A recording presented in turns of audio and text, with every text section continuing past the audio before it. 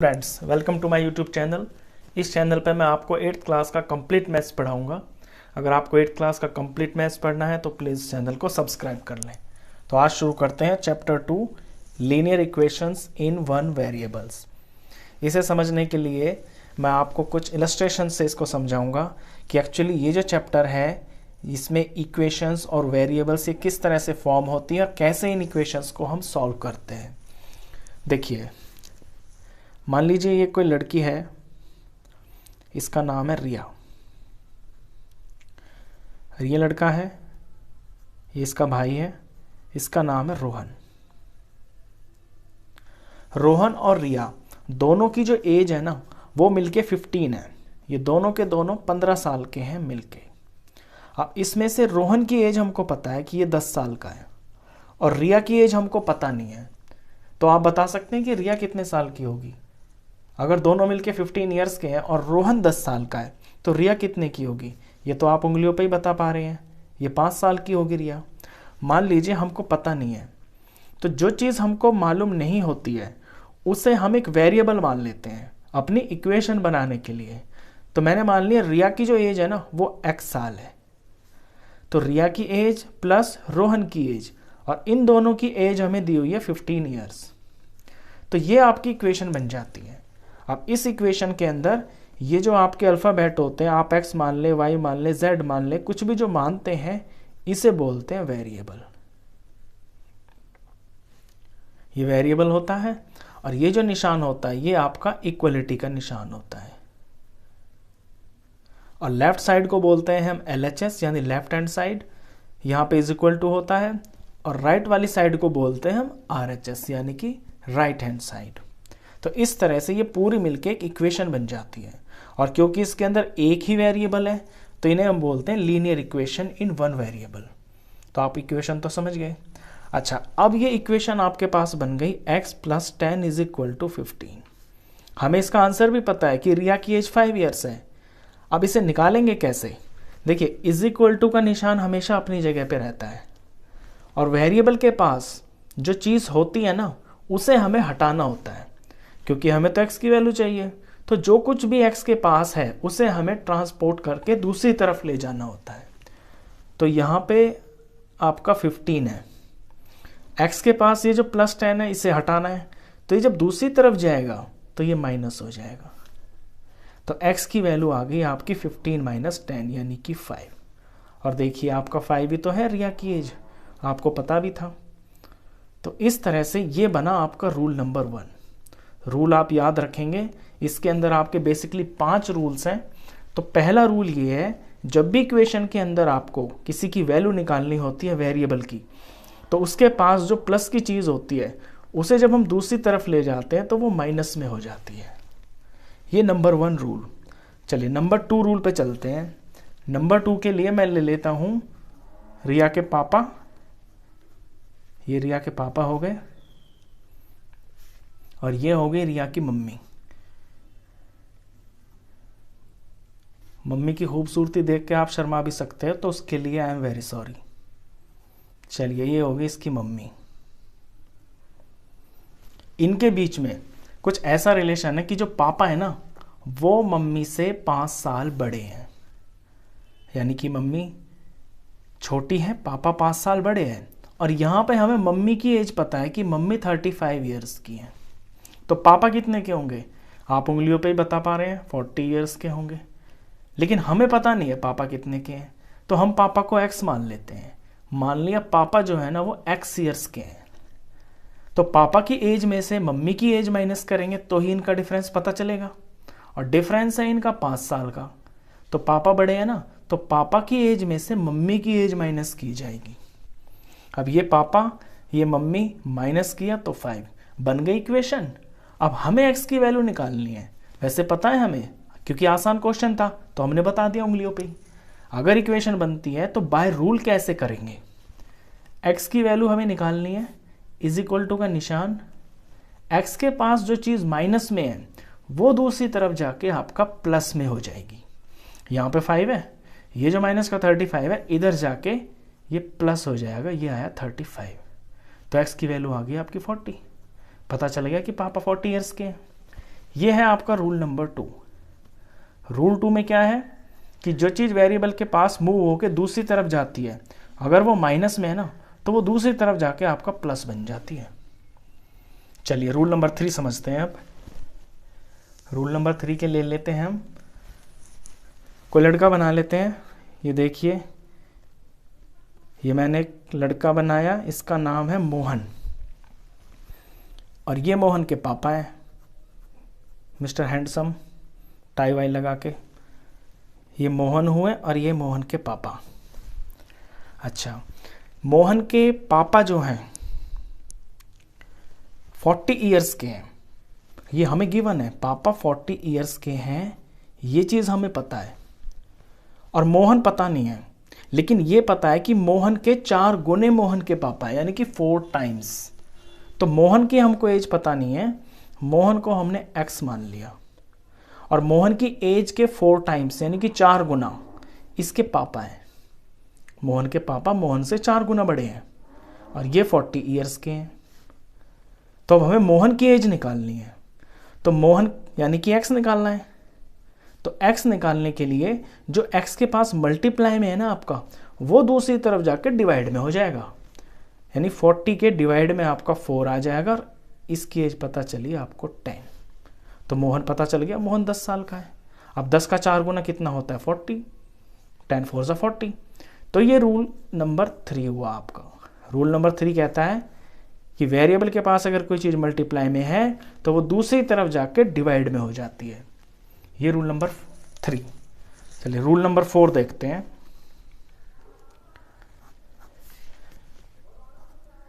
ये कोई बच्ची बनाई मैंने, दीपा, और ये दीपा की मम्मी।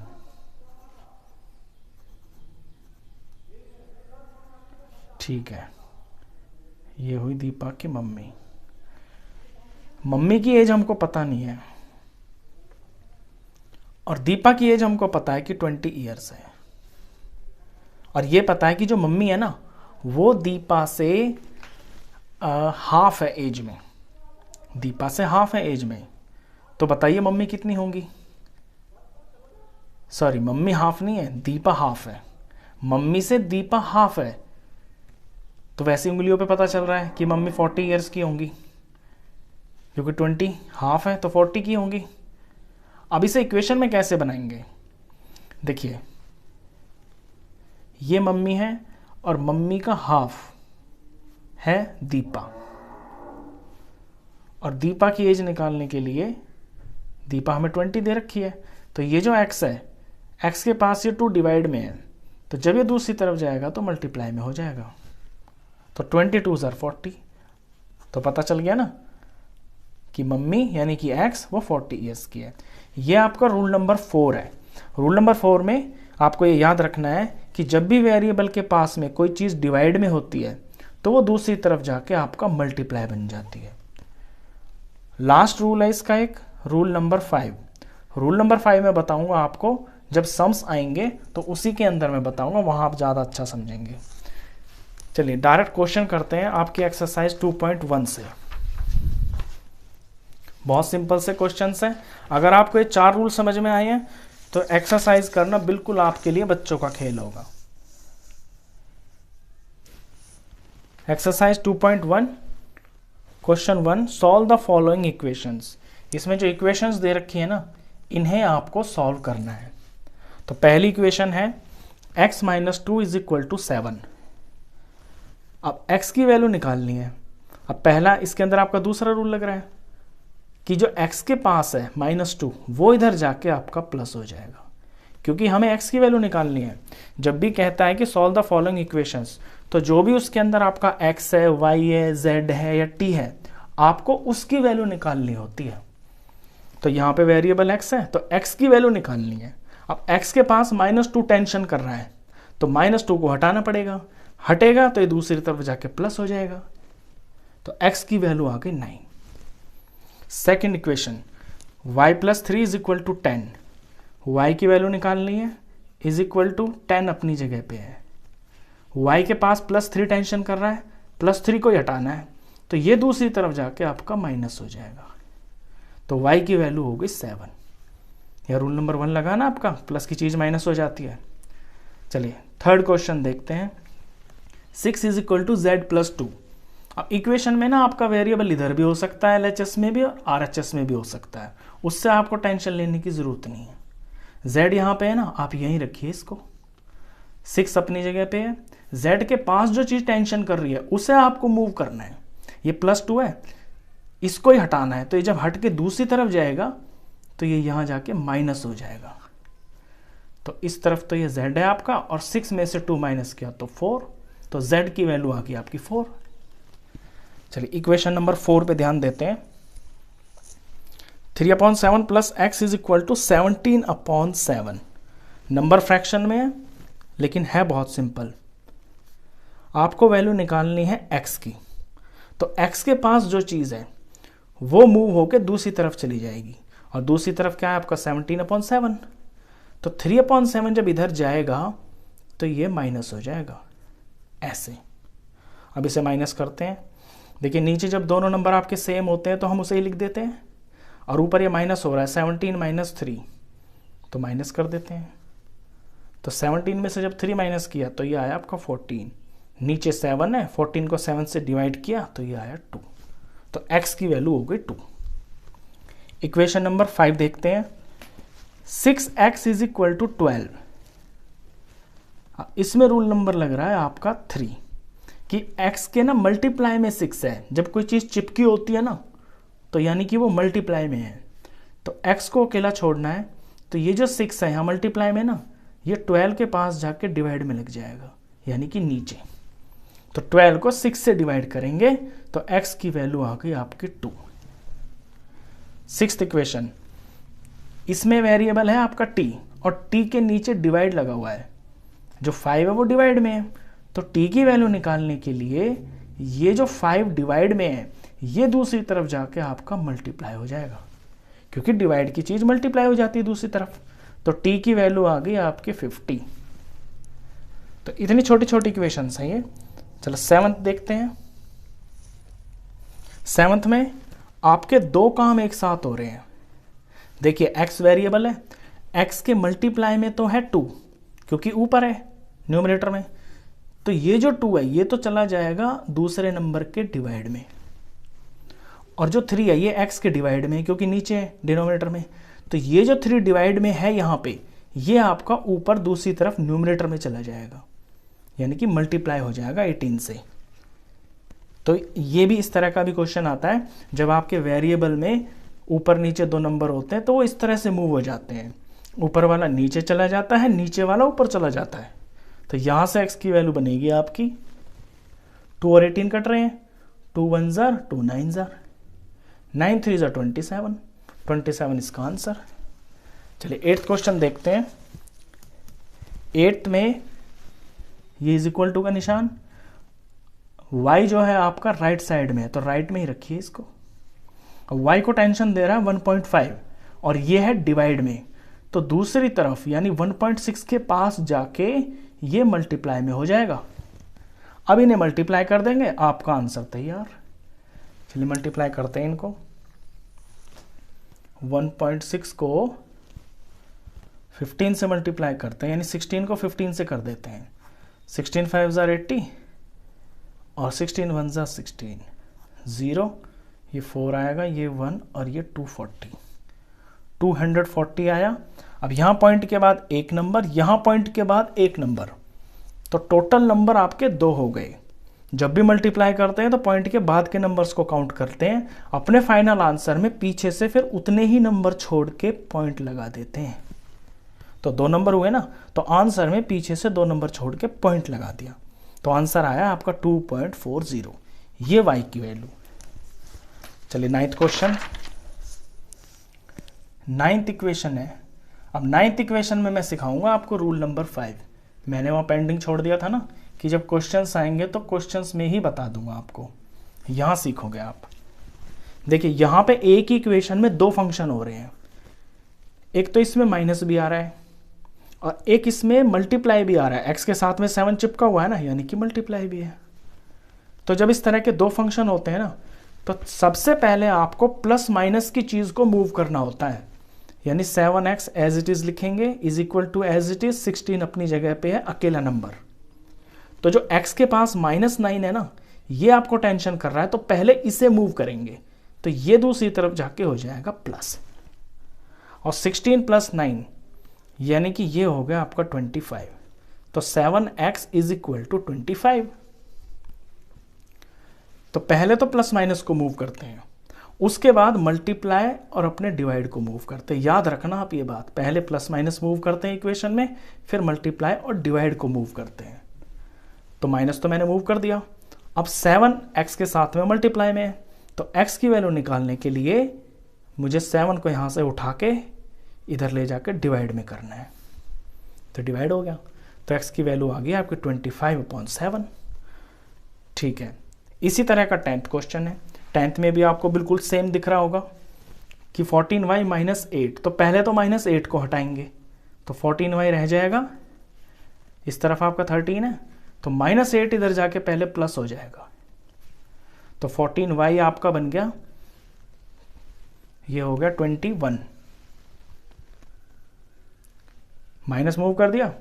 अब अपने मल्टीप्लाई को 14 मल्टीप्लाई में ना y के साथ में, ये इधर जाके डिवाइड हो जाएगा, और 21 और 14 दिख रहे हैं आपको, कट भी रहे हैं, 7 के टेबल से कट रहे हैं ना, तो इन्हें काट दीजिए आप। 7 3 पे आता है 21, और 7 2 पे आता है, तो कट के और छोटा आंसर आ गया आपका 3/2। ये शॉर्टेस्ट फॉर्म बोलते हैं इसको, लोवेस्ट टर्म। चलिए 11th क्वेश्चन, 11th में भी ऐसा ही हो रहा है। इस तरफ 6p और प्लस 17 है इज इक्वल टू 9। तो पहले तो ये जो 17 प्लस में है इसे आपको मूव करना है, दूसरी तरफ ले जाना है, तो 6p हो जाएगा आपका, 9 अपनी जगह पे रहेगा, ये 17 इधर जाके माइनस हो जाएगा, और ये है 9 - 17। 6p is equal to 9 - 17। तो 6p की वैल्यू आ गई, 9 में से 17 माइनस करते हैं। जब कोई नंबर प्लस माइनस के होते हैं तो सब्ट्रैक्ट होते हैं, बड़े में से छोटा माइनस करेंगे तो ये 8 आएगा, और क्योंकि बड़े का साइन माइनस है तो माइनस का 8 आएगा। अब p की वैल्यू कितनी हो जाएगी, -8, और p के साथ में जो मल्टीप्लाई है ये इधर जाके डिवाइड हो जाएगा ऐसे, और अब ये कट भी रहे हैं, ये 2 के टेबल से कट रहे हैं, ये 2 4 पे आता है और ये 2 3 पे आता है, और क्योंकि माइनस है तो माइनस भी आपको ज़रूर लगाना है, इस तरह से। चलिए 12th क्वेश्चन देखते हैं। x/3, तो x के डिवाइड में 3 है, और फिर x के प्लस में 1 भी है। तो मैंने रूल बताया था कि पहले प्लस के और माइनस को मूव करते हैं, उसके बाद अपने डिवाइड को और फिर मल्टीप्लाई को मूव करते हैं। तो यहाँ जो +1 है ये आपको टेंशन दे रहा है, तो पहले इसे ही मूव करेंगे यहाँ से। तो ये 7/15 अपनी जगह पे ही है, ये +1 जब इधर आएगा तो ये -1 हो जाएगा। तो यहाँ x/3 की वैल्यू बनेगी। अब इसे ध्यान से देखना आप किस तरह से करते हैं। देखिए जब ये 3 नंबर होते हैं ना, तो जो नीचे होता है 15, ये तो 15 ही रहेगा, और यहाँ पे साइन माइनस है ना, यहाँ माइनस रहेगा। अब 15 1 15, इसको ऐसे मल्टीप्लाई करते हैं, 15 1 15, तो इधर तो आएगा 15, और जो 7 अपनी जगह ये 7 ही रहेगा। जब भी 3 नंबर इस तरह से हो, अगर यहाँ प्लस होगा तो प्लस रहेगा यहाँ। तो x/3 इज इक्वल टू 7 में से 15 माइनस किया तो प्लस माइनस है तो सब्ट्रैक्ट हो जाएंगे, 8 आएगा, और बड़े का साइन है तो बड़े का साइन माइनस है ना, तो माइनस का 8 आएगा। तो ऊपर 7 - 15 आया -8, और नीचे 15 है। तो ये काम तो कर दिया कि -1 को सॉल्व कर दिया। अब ये जो 3 टेंशन दे रहा है x के पास में, इसे भी मूव करना है, क्योंकि वैल्यू तो हमें x की निकालनी है। तो x इज इक्वल टू -8/15, और ये जो 3 डिवाइड में है ये दूसरी तरफ आके मल्टीप्लाई हो जाएगा, यानी कि यहाँ नीचे है ना, तो यहाँ आके ऊपर आ जाएगा। इसे सॉल्व करते ही आपका x आंसर। यहाँ पे 3 और 15 कट रहे हैं आपके, 3 1 और 3 5 अब -8 1 माइनस का 8, और नीचे तो 5 है ही, तो x की वैल्यू -8/5। तो ये आपकी फर्स्ट एक्सरसाइज थी, जिसमें बेसिकली यही समझाया गया था कि जो इक्वेशंस होती हैं उनको सॉल्व करने के जो रूल्स होते हैं उनकी आपको प्रैक्टिस करवाई गई थी। 4 ही रूल थे, कि अगर कोई चीज़ प्लस की है तो दूसरी तरफ जाके वो आपकी माइनस हो जाती है, माइनस हो तो वो प्लस हो जाती है, मल्टीप्लाई हो तो वो डिवाइड हो जाती है, और अगर डिवाइड हो तो वो मल्टीप्लाई हो जाती है। और अगर किसी में दो फंक्शन हो किसी इक्वेशन के अंदर तो पहले आपका प्लस और माइनस मूव होते हैं और फिर मल्टीप्लाई और डिवाइड मूव होते हैं। तो ये बेसिकली इंट्रोडक्शन था linear equation in one variable का। फर्स्ट एक्सरसाइज आपकी कंप्लीट हो गई है। इससे आपको इक्वेशंस को सॉल्व करने का भी मेथड समझ में आ गया होगा। तो इस वीडियो में बस इतना ही। आई होप आपको ये वीडियो, ये इक्वेशन और इनको सॉल्व करने का तरीका अच्छे से समझ में आया होगा।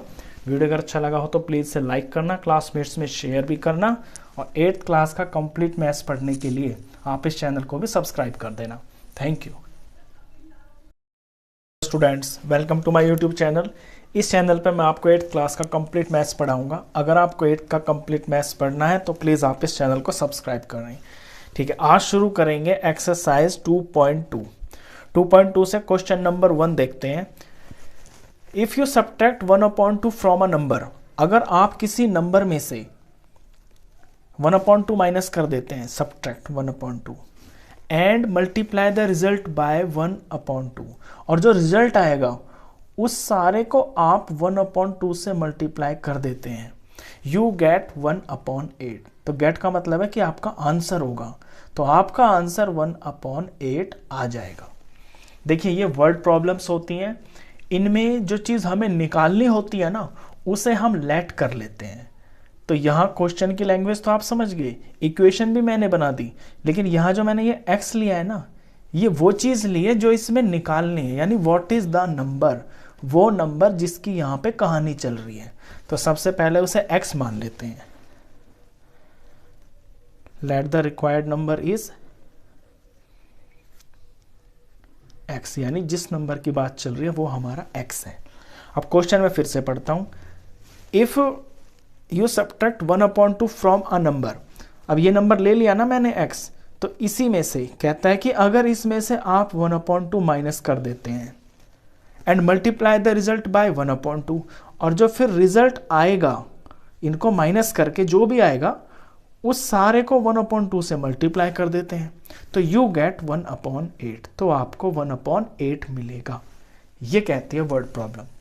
तो जब आपने x ले लिया उसके अकॉर्डिंग टू क्वेश्चन, यहाँ पे ऐसे लिखते हैं ATQ, यानी अकॉर्डिंग टू क्वेश्चन ये हो रहा है, तो आपको नंबर बताना है, यानी कि x की वैल्यू निकालनी है। तो देखिए, सबसे पहले तो क्या करेंगे, ये आपका ब्रैकेट है और ब्रैकेट के बाहर 1/2 है। तो मैंने बताया था अपनी लास्ट वीडियो में, आपको 5 रूल बताए थे इक्वेशन को सॉल्व करने के, कि प्लस की चीज़ माइनस हो जाती है, दूसरी तरफ जाके माइनस प्लस हो जाता है, मल्टीप्लाई डिवाइड, डिवाइड मल्टीप्लाई। अब यहाँ पे ये पूरा ब्रैकेट है, एक फैक्टर है, यहाँ 1/2 है, और 1 तो इस सारे में मल्टीप्लाई में है और 2 आपका यहाँ पे डिवाइड में है। तो पहले हम ये जो 1/2 है ना, इसे मूव करेंगे, 1/8 अपनी तरफ ही रहेगा, ये जो 1 है ये नीचे आ जाएगा, और ये जो 2 है ये आपका ऊपर आ जाएगा, और यहाँ बचेगा। इसको अगर सॉल्व कर लें तो ये हो जाएगा, या इसे अभी सॉल्व नहीं करते हैं हम, एज इट इज रख लेते हैं।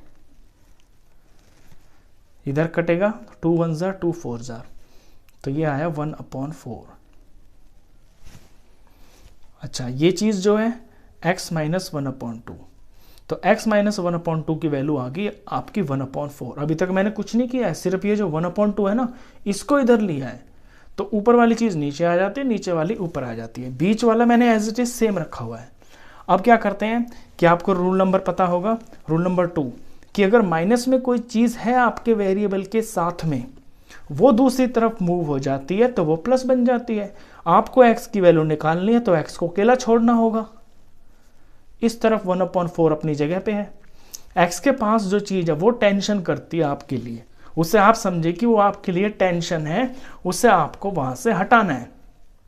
अब ये है -1/2, माइनस की चीज़ जब यहाँ से हटेगी, हट के दूसरी तरफ जाएगी तो वो प्लस बन जाएगी, ऐसे। अब इसे सॉल्व कर देंगे, अकेला x ही तो रहेगा यहाँ पे, जो भी राइट हैंड साइड में सॉल्व होके आएगा वही आपका आंसर और वही आपका नंबर होगा। चलिए इसे सॉल्व करते हैं। अब फ्रैक्शन है, फ्रैक्शन की एडिशन आपको आती होगी। पहले नीचे वालों का एलसीएम लेते हैं, एलसीएम भी आपको आता होगा, नहीं आता तो देख लीजिए। 4 और 2 का एलसीएम लेना है। हमेशा 2 से स्टार्ट करते हैं प्राइम फैक्टर्स को। ये दोनों 2 से डिवाइड हो रहे हैं। 4 को 2 से डिवाइड करेंगे तो 2 आया, 2 को 2 से डिवाइड किया तो 1 आया। अब ये 2 से होता है, 2 से 2 को डिवाइड किया तो 1 आया, ये ऑलरेडी 1 बन चुका है। अब जो साइड में आते हैं इनका प्रोडक्ट करते हैं, वो आपका एलसीएम होता है। तो 2 2s are 4, तो एलसीएम हुआ 4। इसके बाद का स्टेप भी सीख लीजिए। जो ऊपर लिखे हुए हैं ना उनको ऐसे उतार दीजिए और इनके साथ ब्रैकेट बना दो। इनके साथ मैंने क्या किया, सिर्फ नंबर उतारे, ब्रैकेट बना दिया, बीच में प्लस है तो प्लस लगा दिया। अब ब्रैकेट में क्या करना होता है, देखिए जो बच्चे बिल्कुल इसमें एलसीएम में जिनको डाउट है उनके लिए मैं बता रहा हूं, अपने एलसीएम को इसके डिनोमिनेटर से डिवाइड करते हैं। यानी कि 4 को 4 से डिवाइड करेंगे तो 1 आएगा, तो इस ब्रैकेट के अंदर आपको 1 भरना है। इसी तरह से अब दूसरे में चलते हैं। यहां इस 4 को करेंगे 2 से डिवाइड। जब 4 को 2 से डिवाइड करेंगे तो 2 2s are 4 आया, तो 2 आया ना, तो इस वाले ब्रैकेट में भरेंगे हम 2। ये मेन स्टेप होता है। जो भी एडिशन और सब्ट्रैक्शन होता है ना आपका फ्रैक्शन नंबर्स का, वो इस तरह से होता है। चलिए ये तो आ गए, तो x इज इक्वल टू, अब ऊपर देखते हैं क्या हो रहा है। ये जो भी ब्रैकेट होता है ना, इसका मतलब आपका मल्टीप्लाई होता है। तो 1 1s are 1 और ये प्लस, और 1 2s are 2 और ये अपॉन 4। फर्दर सॉल्व किया तो 1 और 2 आपके 3 हो गए और ये 4। x इज इक्वल टू 3/4, यही आपका आंसर है। तो आंसर में लिख दें, Therefore the number is 3/4। यानी 3/4 वो नंबर है जिसमें से आप हाफ माइनस करेंगे और फिर उस जो आंसर आएगा उसको 1/2 से मल्टीप्लाई करेंगे तो आपका आंसर 1/8 आ जाएगा। ये वर्ड प्रॉब्लम्स होती हैं, इसको आपको बड़े ध्यान से करना होता है। चलिए क्वेश्चन नंबर 2 भी करते हैं इसी वीडियो में। क्वेश्चन 2 बुक से मैं लैंग्वेज पढ़ता हूं। The perimeter of a rectangular swimming pool is 154 metre. इतनी बात पहले तो यही सीख लेते हैं। देखो ये एक रेक्टेंगुलर पूल है, पूल का मतलब यहाँ पानी भरा हुआ है। नाम लिख देते हैं इसका, वरना ये नाराज भी हो सकता है कि मेरा नाम नहीं लिखा। रेक्टेंगुलर पूल, और इसका जो पेरीमीटर है वो पेरीमीटर दिया हुआ है आपको 154 मीटर। पेरीमीटर क्या होता है, पेरीमीटर होती है किसी भी क्लोज्ड फिगर की आउटर बाउंड्री की लेंथ। यानी यहां से लेके अगर इसको इंच टेप से, फीते से, मेजरिंग टेप से आप पूरा बॉर्डर इसका नापेंगे ना, यहां से लेकर और फिर यहीं तक, तो इसकी जो लेंथ है ना, इसे पेरीमीटर बोलते हैं। तो इसका पेरीमीटर 154 मीटर है। Its length is 2 more than twice its breadth। और इसकी जो लेंथ है ना, ये लेंथ होती है लंबी वाली और ये होती है ब्रेड्थ। इसकी जो लेंथ है वो ब्रेड्थ के डबल से भी 2 ज्यादा है। तो निकालना what is the length and the breadth of the pool. तो लेंथ बताइए कितनी है और इसकी ब्रेड्थ बताइए कितनी है। तो हम इसमें ब्रेड्थ को x मान लेते हैं। तो let breadth is equal to x metre. Unit लगाना बहुत जरूरी है, यूनिट की आप गलती ना करें, हाफ मार्क्स आपके बिना वजह कट जाएंगे। ठीक है, मैंने छोटे वाले को x मान लिया, ब्रेड्थ को। तो देयरफॉर लेंथ, तो लेंथ कितनी हो जाएगी। देखिए क्वेश्चन की लैंग्वेज पे ध्यान दें। Its length is 2 more than twice it's breadth, कि ट्वाइस तो है और उससे भी 2 more।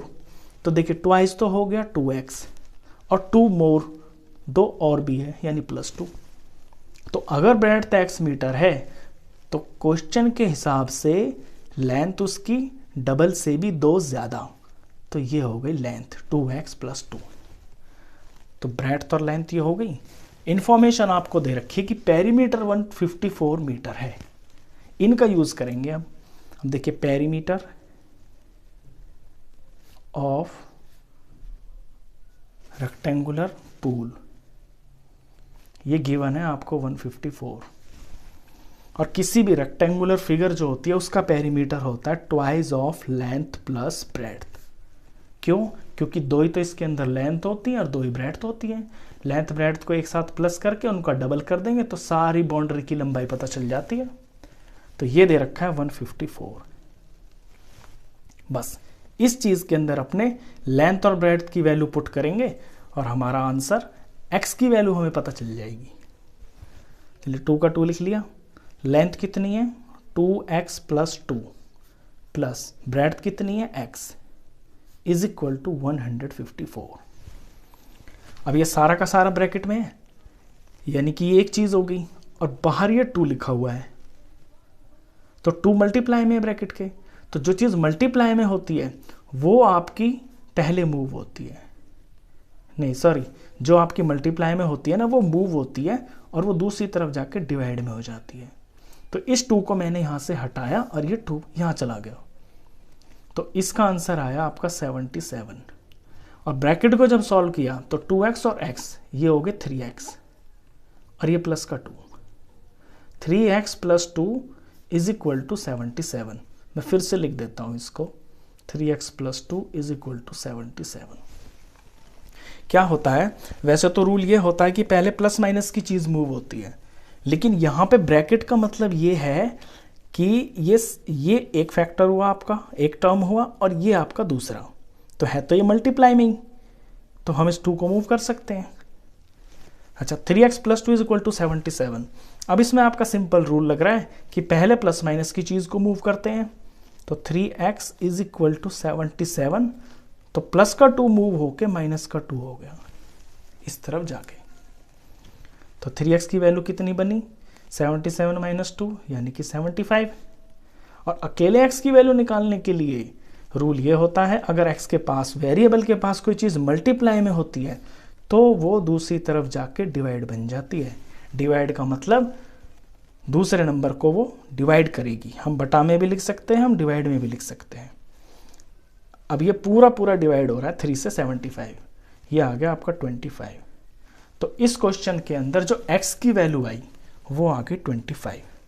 अब x क्या है हमारा, x हमने ब्रेड्थ मानी हुई है, तो यहां से आंसर है ये, देयरफॉर ब्रेड्थ तो हमने x ले रखी है और x आया हमारा 25 और सारा क्वेश्चन मीटर में है, तो ब्रेड्थ तो होगी 25 मीटर। अच्छा लेंथ भी निकालनी है। लेंथ को हमने क्या लिया हुआ है 2x प्लस 2, तो पहले तो आप ये लिखें 2x प्लस 2, उसके बाद इसमें x की वैल्यू पुट करें, तो ये 2 x की वैल्यू 25 प्लस 2, ये 25 टू 50 हो गया और ये प्लस 2, फाइनल हो गया 52 मीटर।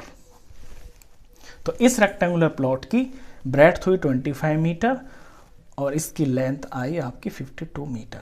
बेसिकली होता ये है क्वेश्चन के अंदर कि आपको किसी एक चीज को कुछ मान लेना होता है, x, y, z, कुछ भी जो आपका मन करे, उसके हिसाब से आपको इक्वेशन बनानी होती है और फिर जिन चीज़ों की वैल्यू आपको निकालनी होती है वो इस तरह से निकल जाती है। तो इस वीडियो में बस इतना ही, मिलते हैं फिर नेक्स्ट क्वेश्चन के लिए नेक्स्ट वीडियो में, तब तक के लिए goodbye, thank you. Hello students, welcome to my YouTube channel. Students, इस चैनल पे मैं आपको 8th क्लास का कंप्लीट मैथ्स पढ़ाऊंगा। अगर आपको 8th का कंप्लीट मैथ्स पढ़ना है तो प्लीज़ आप इस चैनल को सब्सक्राइब कर लें। चलिए आज क्वेश्चन करेंगे हम क्वेश्चन नंबर 3 एक्सरसाइज 2.2 से। The base of an isosceles triangle is 4/3 centimetre. देखिए आइसोस्केलस ट्राइंगल की बात चल रही है ना, तो आइसोस्केलस ट्राइंगल एक ऐसा ट्राइंगल होता है जिसकी 2 साइड्स बराबर होती हैं। तो मान लिया ये जो दोनों साइड्स है ना ये बराबर है और ये बेस वो होता है जो जमीन में टिका होता है, तो इसका बेस बुक में दे रखा है 4/3 centimetre. The perimeter of the triangle is 4/2/15। अब पेरीमीटर क्या होता है, पेरीमीटर होता है किसी भी क्लोज्ड फिगर का टोटल बाउंड्री। इसकी तो 3 साइडें हैं, यानी तीनों साइडें मिलके जब इनको प्लस करेंगे तो आपका 4/2/15 सेंटीमीटर है, ये पेरीमीटर होता है। तो what is the length of either of the remaining equal sides. तो इस आइसोस्केलस ट्राइंगल की ये जो 2 साइड्स बराबर है ना, ये कितने कितने की होंगी, होंगी तो दोनों सेम, लेकिन कितने की होंगी ये आपको बताना क्वेश्चन में। तो सिंपली इन साइड्स को आपको बताना, तो इसे ही x मान लीजिए आप। क्वेश्चन में क्या होता है, वर्ड प्रॉब्लम में जिस भी चीज को आपको निकालना होता है ना, आपको वो ही मान लेनी होती है। तो यहाँ पे मुझे ये वाली साइड निकालनी है तो मैंने x मान लेता हूँ। अब लैंग्वेज में क्या लिखूंगा, let each equal side is equal to x। Let each equal side is x, और सेंटीमीटर जरूर लगाऊंगा क्योंकि सेंटीमीटर का क्वेश्चन है ये। ठीक है, अब अकॉर्डिंग टू क्वेश्चन क्या दे रखा है, अकॉर्डिंग टू क्वेश्चन दे रखा है जो इसका पेरीमीटर है ना, इसका पेरीमीटर दिया हुआ है 4 2/15 पेरीमीटर दे रखा है इस ट्रायंगल का।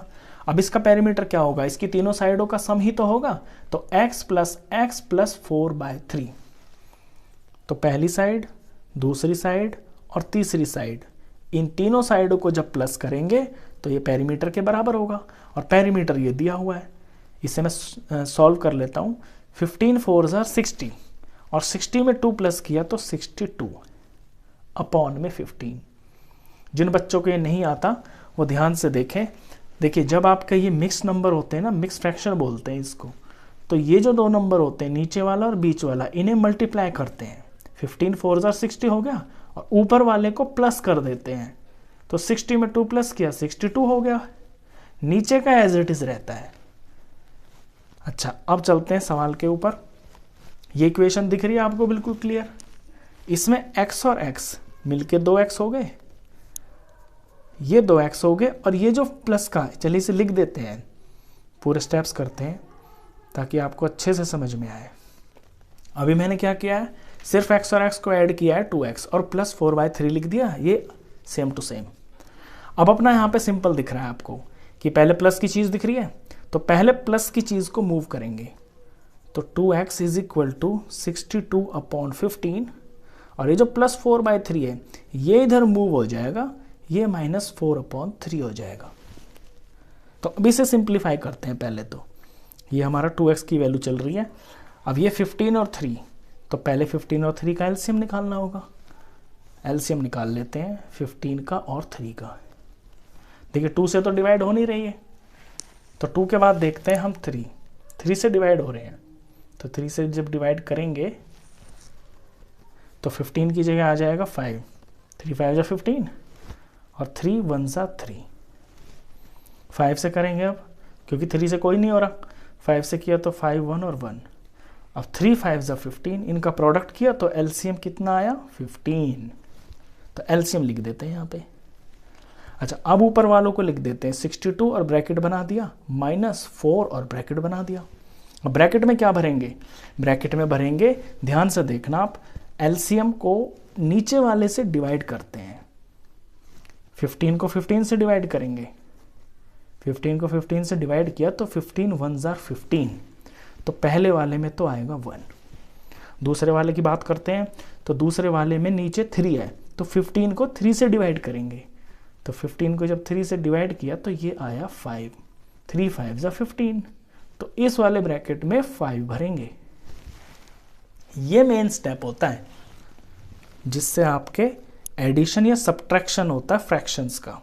चलिए अब क्या होगा, 62 1 जा 62, माइनस का माइनस, 4 5 जा 20, ये डंडा, और ये आपका 15। इसके बाद क्या होगा, सॉल्व होगा कि 2x तो 2x ही रहेगा, और 62 माइनस 20 हो गया 42, और अपॉन में 15। तो इतना तो हो गया। अभी हमें क्या है कि हमें x की वैल्यू निकालनी है। x के पास में जो 2 लगा हुआ है ये हमें बड़ी टेंशन दे रहा है, तो इस 2 को हटाना पड़ेगा। तो 2 को हटाएंगे तो 42 अपॉन 15 के पास आके ये यहाँ डिवाइड में लग जाएगा, क्योंकि यहाँ तो मल्टीप्लाई में इससे चिपका हुआ है, यानी कि मल्टीप्लाई में, और जब ये दूसरी तरफ जाता है तो डिवाइड हो जाएगा।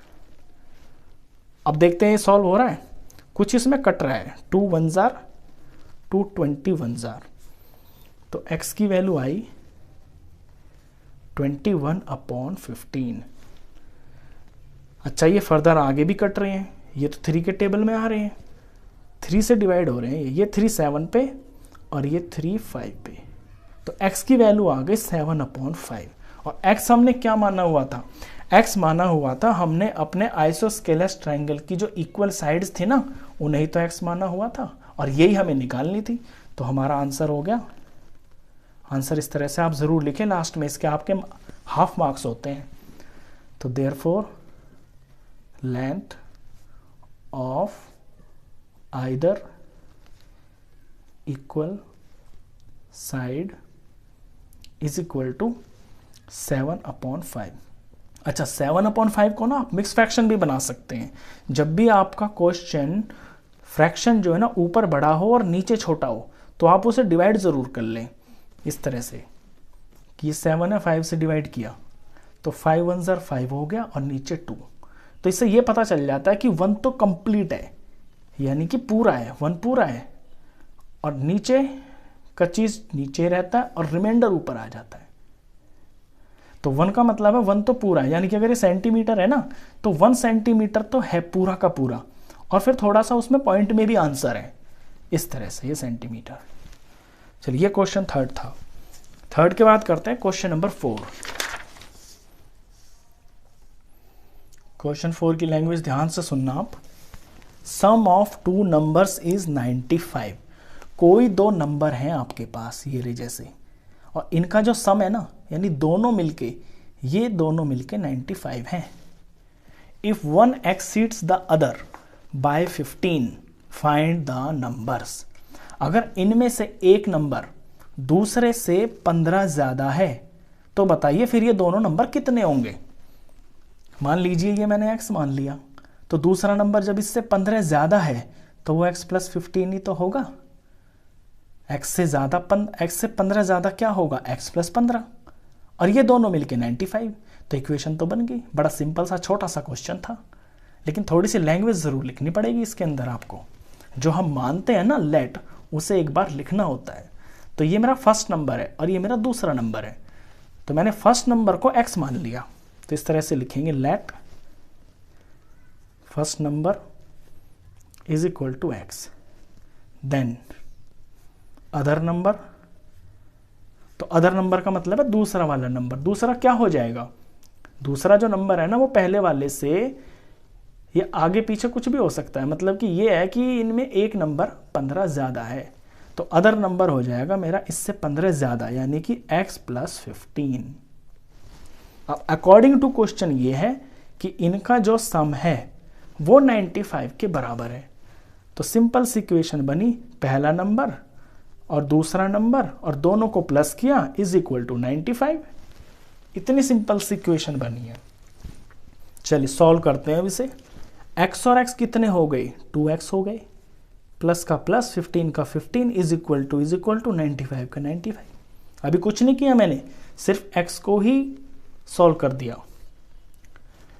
अब इसमें देखते हैं अपना, पहले तो प्लस माइनस नंबर मूव होता है, तो प्लस का 15 है ना, तो ये इधर जाएगा, तो यहाँ 2x अकेला बच जाएगा और ये 95 के पास जाके माइनस हो जाएगा 95 में से। तो 2x की वैल्यू कितनी बनी? माइनस किया तो ये तो 80 आ गया। अच्छा, माइनस प्लस तो मूव हो गया। अब हमें x के पास 2 टेंशन दे रहा है, तो 2 को हटाना पड़ेगा। वैल्यू तो x की चाहिए ना, वेरिएबल की। जब भी इक्वेशन सॉल्व करते हैं तो वेरिएबल की वैल्यू निकाली जाती है। तो 2 जो टेंशन कर रहा है इसको हटाएंगे तो ये 80 के पास जाके डिवाइड में चला जाएगा। क्यों? क्योंकि यहाँ मल्टीप्लाई में है, मल्टीप्लाई से जाके दूसरी तरफ डिवाइड में हो जाता है। तो x की वैल्यू आ गई इसे सॉल्व करके 40। तो x तो हमें पता चल गया। x क्या था हमारा? पहला नंबर, और दूसरा नंबर क्या है? उससे 15 ज्यादा। तो x पता चलते ही हमें अपने आंसर्स पता चल गए। तो therefore first number is equal to x कितना? 40, एंड अदर नंबर वो इससे 15 ज्यादा है ना, तो यानी कि x + 15 है, यानी कि 40 + 15 दैट इज 55। दूसरा नंबर 55 होगा। अब एक 40 हुआ, एक 55 हुआ, दोनों को प्लस किया, देख लीजिए 95 ही तो आ गया। ये लिखने के बाद आप फाइनल ऐसे भी लिख सकते हैं, देयरफॉर नंबर्स आर 40 एंड 55, ये आपका फाइनल आंसर। तो बढ़िया सा क्वेश्चन था, छोटा सा था। चलिए इसके बाद करते हैं क्वेश्चन नंबर 5 भी कुछ इसी तरह का क्वेश्चन है, ये भी छोटा ही क्वेश्चन है। यहां पे कर देते हैं क्वेश्चन नंबर 5 को।